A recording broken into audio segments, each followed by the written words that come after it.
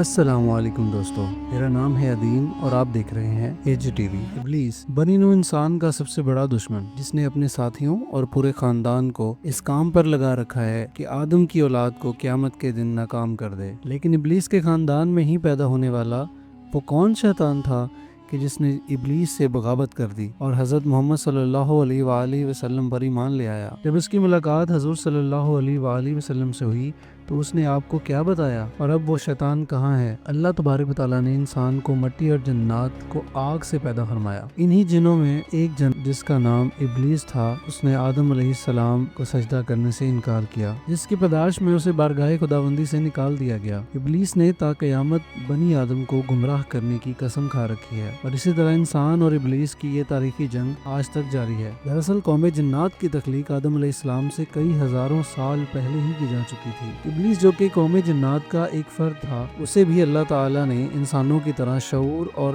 نسل بڑھانے کی قوت بخشی تھی۔ بعض شیاطین ایسے تھے کہ جن کو اللہ تعالیٰ نے جوڑوں میں پیدا فرمایا، اور جس طرح انسانوں میں مرد و عورت کے ملاپ سے بچے ہوتے ہیں، اسی طرح شیطانوں کے اندر شیاطین جن اور شیاطین جننی کے ملاپ سے شیاطین بچوں کو جنم دیا جاتا ہے۔ لہٰذا ابلیس کے اقربا ساتھی اور اس کی اولادوں میں بھی وقت کے ساتھ ساتھ اضافہ ہوتا چلا گیا، اور لشکر ابلیس ترین انسان کو گمراہ کرنے کے لیے اس زمین پر پھیل گئی۔ ابلیس کے مختلف بیٹے اور پوتے مختلف کاموں پر معمور ہو گئے۔ ان میں کوئی انسانوں میں زناکاری کو عام کرتا ہے، کچھ تین لوگوں میں فتنہ و فساد پیدا کرتے ہیں، تو کچھ انسانوں کو آپس میں لڑواتے ہیں۔ اسی طرح شیطان کی اولادیں اور خاندان کی تعداد بے انتہا ہے جو مختلف برائیوں کو عام کرتے ہیں، انسانوں کو گناہ میں ملوث کرتے ہیں۔ لیکن ابلیس کے ان تمام بیٹوں، پوتوں اور خاندان میں ایک شیطان ایسا بھی ہے جس نے اپنی جد امجد ابلیس سے بغاوت کی تھی اور گمراہی کے اس راستے کو چھوڑ دیا اور راہ حق پر گامزن ہو گیا۔ یہ شیطان ابلیس کا پوتا تھا۔ اس نے نبی کریم صلی اللہ علیہ وآلہ وسلم سے ملاقات کی تھی اور آپ صلی اللہ علیہ وسلم پر ایمان لے آیا تھا۔ اس کے متعلق احادیث اور تاریخ کی کتابوں میں ایک مشہور واقعہ بیان ہے جو کچھ ایسے ہے کہ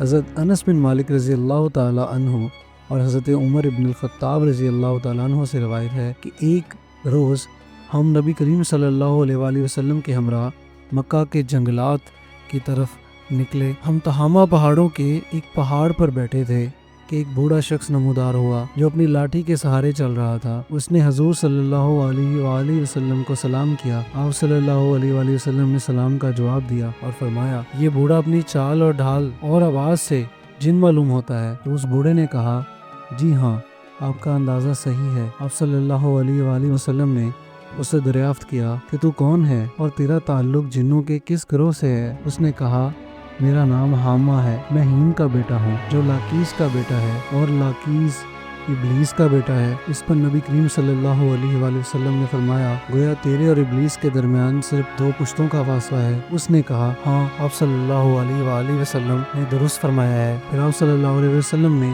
اس سے دریافت کیا کہ تیری عمر کتنی ہے؟ اس نے کہا، یا رسول اللہ صلی اللہ علیہ وآلہ وسلم، جتنی عمر اس دنیا کی ہے اتنی ہی میری ہے، یا شاید اس سے کچھ کم ہو۔ جن دنوں قابیل نے حابیل کو قتل کیا تھا اس وقت میں بچہ تھا اور میری عمر چند برس کی ہی تھی، مگر بات سمجھتا تھا، پہاڑوں میں دوڑتا پھرتا تھا، لوگوں کا کھانا اور غلوں کو چوری کر لیا کرتا تھا، لوگوں کے دلوں میں وسوسے بھی ڈال دیتا تھا کہ وہ اپنے عزیزوں و اقربا سے بدسلوکی کریں۔ اس پر حضور صلی اللہ علیہ وآلہ وسلم نے فرمایا، یہ تو بہت برا عمل ہے۔ اس نے حضور صلی اللہ علیہ وآلہ وسلم سے کہا، مجھے ملامت نہ فرمائیے، کیونکہ میں ان لوگوں میں سے ہوں جو حضرت نوح علیہ السلام پر ایمان لے آئے تھے اور ان کے ہاتھوں توبہ کر لی تھی اور دعوت دین کے کام میں ان کی مدد کی تھی، یہاں تک کہ میں 1 سال تک نوح علیہ السلام کے ساتھ ان کی مسجد میں بھی رہا ہوں۔ میں نے ابراہیم علیہ السلام سے بھی ملاقات کی ہے، اور جس وقت ابراہیم علیہ السلام کو آگ میں ڈالا جا رہا تھا اس وقت میں بھی ان کے ساتھ تھا۔ میں حضرت یعقوب علیہ السلام اور یوسف علیہ السلام کی صحبتوں میں بھی رہ چکا ہوں۔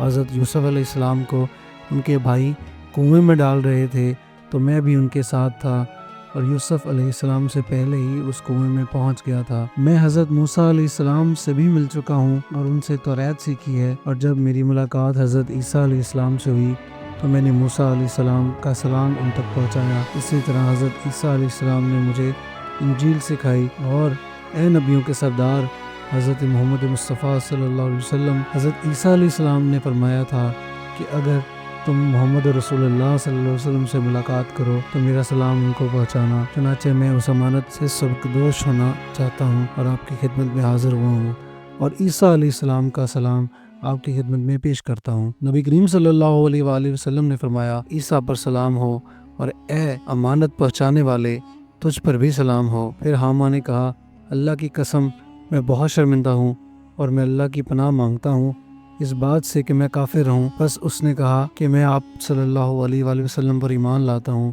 اس کے بعد وہ جن اتنا رویا کہ صحابہ اکرام بھی رونے لگ گئے۔ پھر اس نے کہا کہ آپ مجھے قرآن سکھا دیجئے۔ چنانچہ نبی کریم صلی اللہ علیہ وآلہ وسلم نے اس جن کو قرآن کریم کی تعلیم دی اور اس کو سورہ واقعہ، سورہ مرسلات، سورہ شمس، معزتین اور قل هو اللہ احد سکھائیں۔ پھر آپ صلی اللہ علیہ وآلہ وسلم نے فرمایا، اے حامہ، جب کبھی بھی تمہیں کوئی حاجت ہو تو پھر میرے پاس آ جانا اور ہم سے ملاقات نہ چھوڑنا۔ حضور صلی اللہ علیہ وآلہ وسلم فرماتے ہیں کہ حامہ وہاں سے چلا گیا، اور اس واقعے کے بعد پھر کبھی بھی حضور صلی اللہ علیہ وسلم نے حامہ کے بارے میں کچھ نہیں فرمایا، اور کچھ عرصے کے بعد آپ صلی اللہ علیہ وآلہ وسلم کی وفات ہو گئی۔ اللہ ہی بہتر جانتا ہے کہ اب حامہ زندہ بھی ہے یا نہیں۔ ایک روایت میں حضرت عائشہ رضی اللہ تعالی عنہ سے منقول ہے کہ رسول اللہ صلی اللہ علیہ وسلم نے فرمایا، حامہ جنت میں ہے، بلا شبہ اللہ جسے چاہتا ہے ہدایت دیتا ہے۔ ہدایت اور نور ہر اس مخلوق کے دل میں سما سکتی ہے جو اپنے گناہوں سے توبہ کرے اور حق کو قبول کر لے، وہ خدائی کی دعوے دار فرعون کے گھر میں رہنے والی